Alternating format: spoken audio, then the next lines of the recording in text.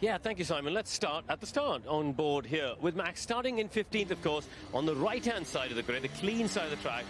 And I have to say, he took it really cautiously here. And I think he recognized the worst thing that could happen is for him to lose his front wing. So he's got the two Haas cars you can see in front of him there. And he's also got, just so you can see, the front wing of the Alfa Romeo Sauber. So just watch as he comes through turn 2. Just wants to stay out of trouble. Keep it neat and tidy. No risk. And he breathed a little bit of a sigh of relief, I think, at that point. As the lap unfolded, though, he started to get into it. First, Valtteri Bottas around the outside on the run towards turn 27. The Red Bull, once again, as we've seen before, good straight line speed in the slipstream, and Max has got the grip to go around the outside line. On lap 9, Pierre Gasly in the Alpine. So he's come from some way back. By now, of course, DRS has been enabled. You can see the red light flashing there on the Alpine, and that indicates, of course, he's gone in recovery mode, giving Max the opportunity to squeeze up the inside. And he wasn't too concerned. You know, we were talking about before the race, would people hold back at turn 27 and wait for the start-finish straight? Clearly, Max was not waiting for anything. He was getting on with it. Lewis Hamilton was passed on lap 12. This was a pretty straightforward DRS pass.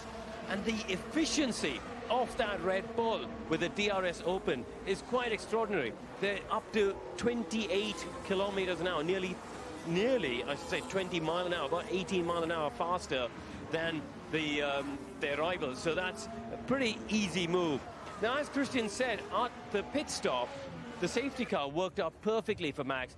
The two Ferraris had pitted just before the safety car, and when that came out, it allowed Max to effectively save about 10 seconds on the pit stop, and he jumped ahead of them. So this now meant he was behind George Russell.